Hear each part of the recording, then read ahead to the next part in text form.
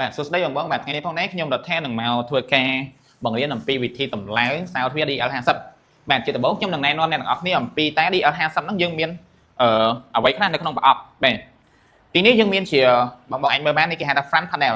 nó hàng mốc hay chỉ đi ở sắp ní chỉ một pet in đồ đấy bạn anh cho đặt hàng hiệu theo bạn này đặt hàng té hè anh chỉ condo chỉ té chỉ top chỉ office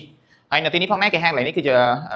nem template bảo viết lại cho cả đắng lại cho lên bè hay miên chỉ camera bè tầm hôm pin này cả pixel ai scan man ទាំងយប់ទាំងថ្ងៃហើយសម្រាប់កញ្ចៅដៃបងប្អូនគាត់ជាហត់ឃើញខ្ញុំនៅលើមានកញ្ចៅដៃទេកញ្ចៅដៃនៅខាងក្រោយនេះបាទអញ្ចឹងគេចុចចំនេះកញ្ចៅដៃបាទហើយនៅខាងក្នុងរបស់យើងវាមានខ្សែបាទនេះគេហៅខ្សែ data អានេះខ្សែ power ហើយយើងមានជាពួកសម្រាប់មុខខ្សែខ្យងកន្លែងនេះបាទនៅក្នុងប្រអប់យើងមានឲ្យដូចជា4ឈុតបាទនៅក្នុងប្រអប់បងប្អូនអាចមើលបានអានេះសម្រាប់ front panel តោះយើងទៅមើល back panel វិញសម្រាប់ back panel របស់យើងមានកន្លែងមួលបាទកន្លែងឆ្វេងស្ដាំនេះមួល unlock lock កន្លែងចុច unlock កន្លែងចុច lock បាទហើយកន្លែង safety channel lock កន្លែងនេះហើយកន្លែង emergency សម្រាប់ unlock button ហើយកន្លែង screen បាទ screen របស់យើងគឺសម្រាប់មើលនៅខាងមុខបាទនៅពេលគេមានចុចកណ្ដុងចុចអីទៅវានឹង screen មកវាមិនឃើញរូបទេហើយនៅក្នុងនេះផងដែរគេមានកន្លែងគេហៅនេះគេហៅបដូរតាន់បាទបដូរតាន់របស់យើងមាននៅក្នុងប្រអប់នេះបដូរតាន់របស់យើងអានេះអានេះដាក់ជាប់ហ្នឹងអញ្ចឹងបដូរតាន់កន្លែងនេះអញ្ចឹងកន្លែងនេះបងហាមកាត់ចោលហ៎បាទនេះកន្លែងនេះបងហាមកាត់ចោលបាទយើងកាត់ចំនេះទេកន្លែងនេះគឺគេសម្រាប់ lock ហើយ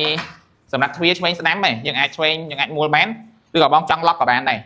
lock គេប្រើអានេះគេមួលកន្លែងនេះបាទធម្មតាបងចង់ lock មួយណាក៏បានដែរអានេះគេហៅ manual ទេ manual lock unlock ហើយនេះសម្រាប់ចុចប៊ូតុង unlock lock បាទមានពីរប្រភេទចង់ប្រើដៃក៏បានចង់ប្រើប៊ូតុងក៏បាន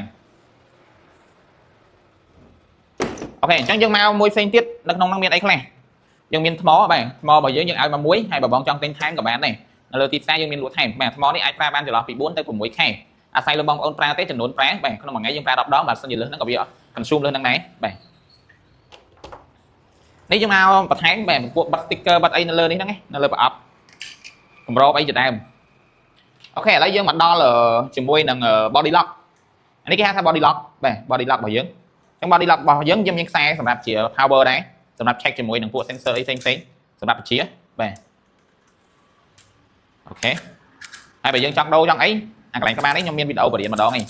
បាទស្រួលទេក្បាលហ្នឹងអញ្ចឹងយើងមានសាវមួយទៀតបាទសាវមួយទៀតកន្លែងនេះសាវហ្នឹងគឺសម្រាប់ជាកូនសាវបាទកូនសាវចាក់នៅក្នុងជាមួយនឹង body lock អញ្ចឹងកន្លែងហ្នឹងគេចាក់ជាមួយ body lock គេដាក់ចំនេះហ៎បងនេះគេដាក់កន្លែងហ្នឹងហើយតាមមកគេមួលឯងបាទគេមួលដាក់ចំកណ្ដាលមកគេមួលកន្លែងនេះបាទគេមួលមកឲ្យចំកណ្ដាលចូលឯងហើយជាប់ឯងគេបាទអាហ្នឹងសម្រាប់ជា lock unlock ដែរហើយកុំភ្លេចណាបងខ្លះគាត់ស្មានតែអាហ្នឹងអត់បានដាក់តាមប៉ុណ្ណឹងគេប្រើនេះគេប្រើមួយនេះគេប្រើមួយសាវយើងហ្នឹងបាទនេះគេប្រើមួយសាវនេះអាហ្នឹងឯងសម្រាប់ lock ចាក់សាវនេះអញ្ចឹងឯងអូយល់ទេគេថាអត់ដាក់ហ្នឹងសំខាន់បិទមួយ